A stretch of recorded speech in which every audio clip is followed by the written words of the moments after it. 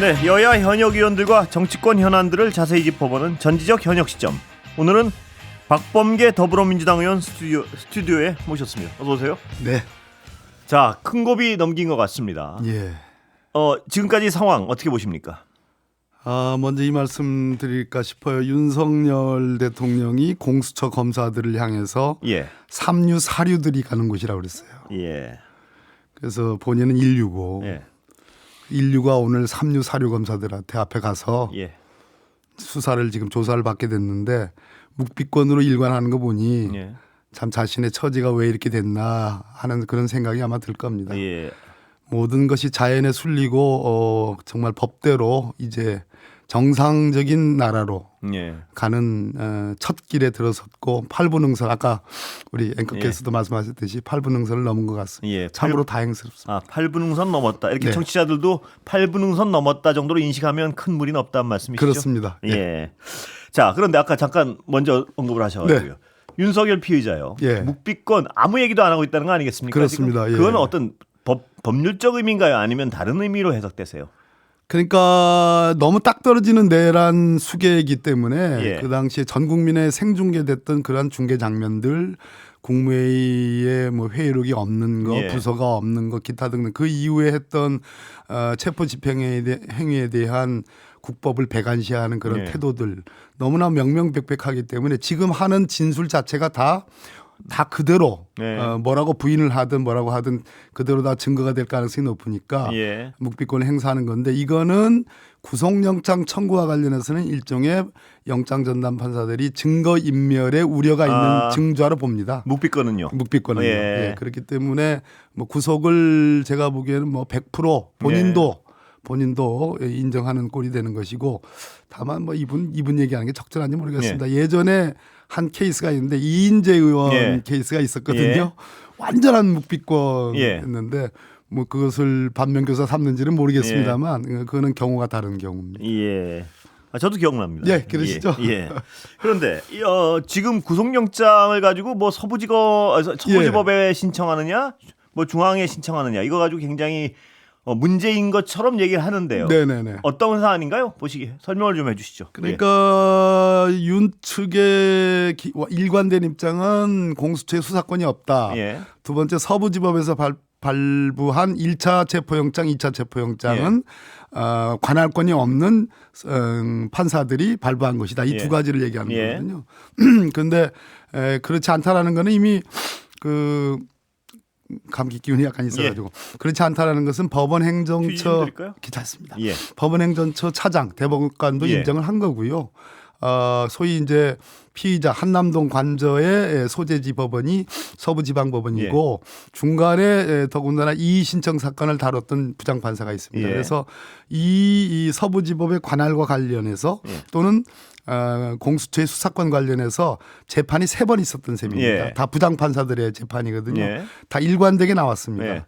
그런 측면에서 지금 윤석열 피의자 쪽이 얘기하는 수사권 없다, 관할권 없다는 것은 전혀 먹히지 않는 얘기고 구속영장도 일관해서 얘기를 하면은 결국은 서부지법에 구속영장이 청구될 가능성이 높다고 이렇게 보여집니다. 그건 어떤 이유에서 그렇습니까? 저쪽에서 일관성이 있어야죠. 일관성 때문에. 저쪽에서 그런 시비를 건다고 그래서 관할법원을 또 서울중앙지법으로 바꾸는 것은 체포영장을 이쪽에서 법률에 의해서 신청을 했기 때문에 네네.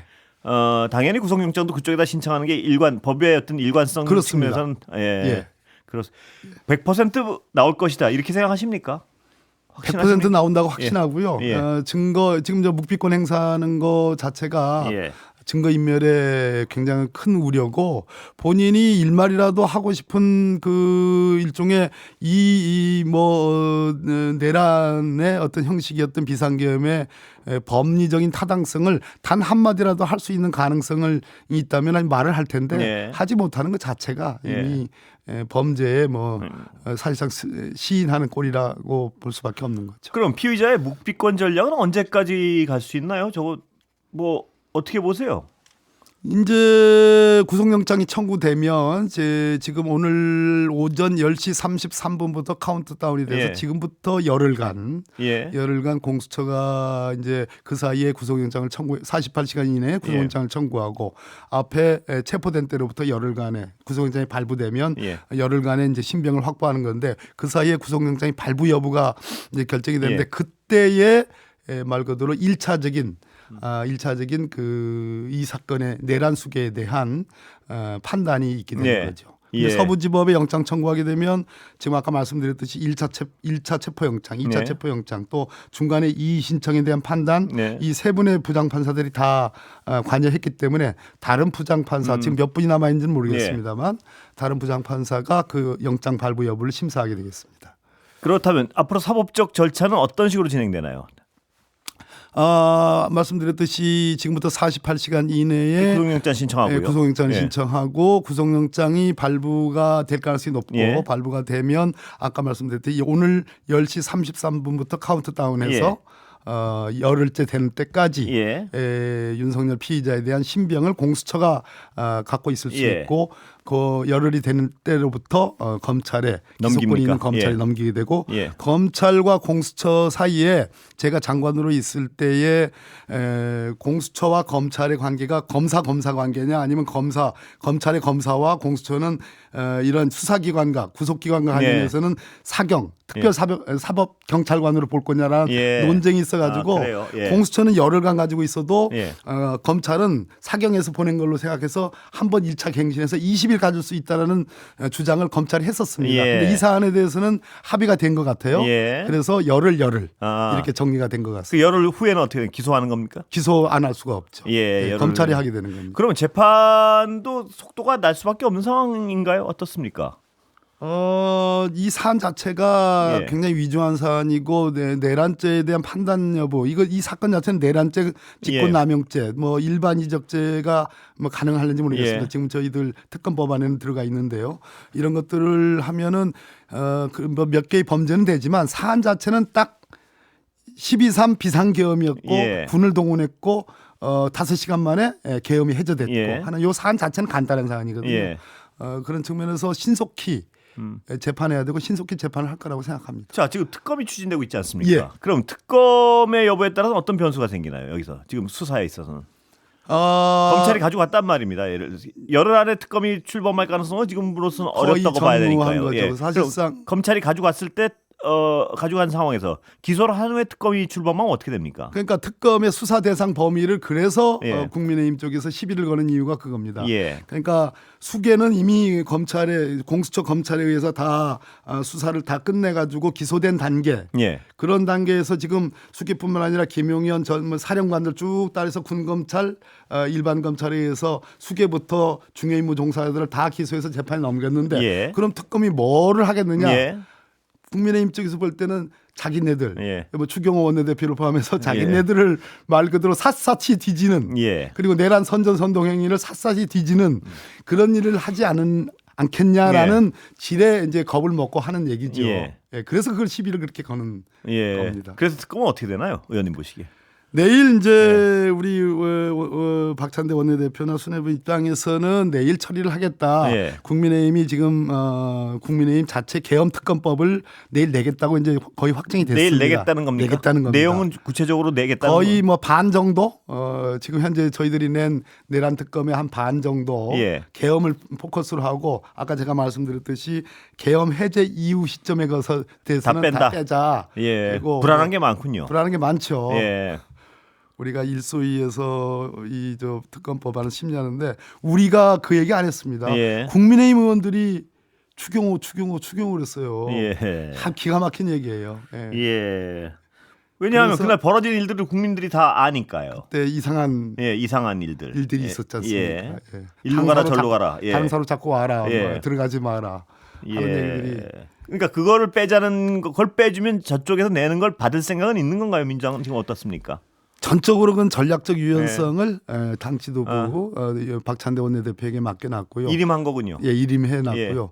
저는 그 사실은 과거 특검에서 언제나 있었던 조항, 즉 특검이 수사 중 인지된 관련 사건 이것만 가지고 있으면 사실은 뭐든지 다 할 수 있는 겁니다. 예. 이거 빼자고는 못할 겁니다. 이거 빼자고 지금 얘기하던데 예. 이거조차도 빼자고 지금 예. 얘기하는 거예요. 근데 이거는 과거 13번의 특검에 다 있었던 아주 근본적인 마지막 예.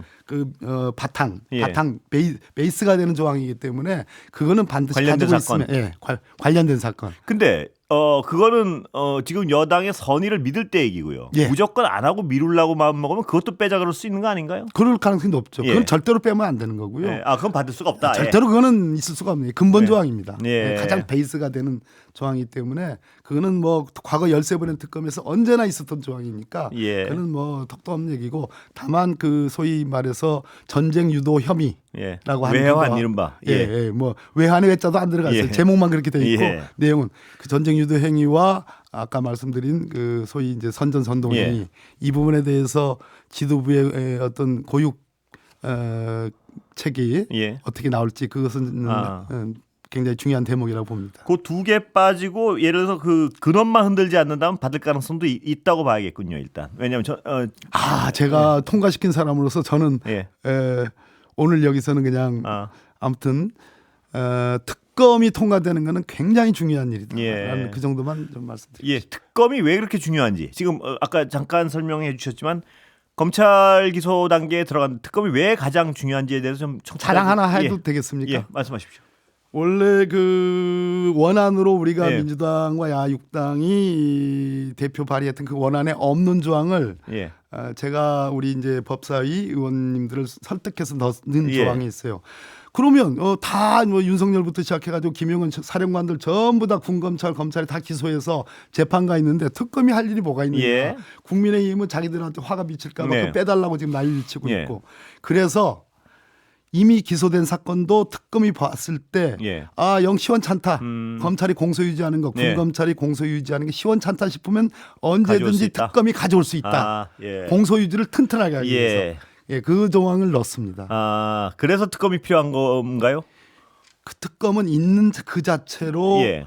나머지 수사 아직 뭐 윤석열에 대한 수사가 아직 끝나지 않았잖아요. 예. 이제 시작한 거거든요. 예. 묵비권 행사하는 거. 그것에 대한 강력한 경종, 강력한 경고음이고 예. 아까 말씀드렸듯이 기소된 사건을 가져올 수 있는 이 있다. 조건이라는 거는 기가 막힌 설계거든요.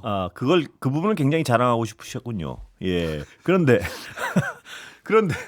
그 부분, 그 자랑하고 싶으신 그 부분 말입니다. 네네. 저쪽 반대는 강하지 않습니까? 그 부분은 넣어올까요? 그 부분은 예. 오히려 그거 가져와서 예. 그 공소유지에만 특검이 신경 쓰다 보면 수사 언제 할래라고 오히려 우리를 걱정해 주는 그래요? 상범 간사의 예. 발언이 있었거든요. 예. 그래서 그 부분은 시비 못할 겁니다. 그래요? 예. 그렇군요. 모르죠. 뭐 내일은 또 어떻게 상황이 바뀌는지 현재까지는 그랬습니다. 예. 그런데 제가 박 의원님께 지금 여러 가지 여쭤보는 이유 중에 하나가 제가 가진 어떤 의심 뭐냐면 저쪽에서 근원적으로 특검 자체를 안 하려고 하는 척을 하다 계속 미룰 거면은 모든 조항은 다 반대할 텐데 네네.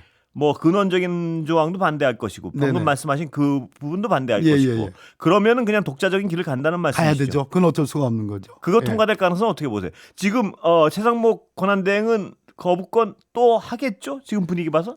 통과는 뭐 이거는 저 과반수 예, 통과니까 그러니까요. 예. 당연히 되는 거고 그렇게 되면 이제 최상목 권한대행의 거부권 행사 여부인데 예. 이 어쨌든 대통령의 직을 지금 대행하는 거잖아요. 예. 그럼 대통령의 법무참모는 법무부 장관입니다. 예. 법무부 장관은 지금 저희들에 의해서 탄핵 소추가 돼가서 직무 정지돼 예. 있고 차관. 차관이 대행을 하고 있어요. 예.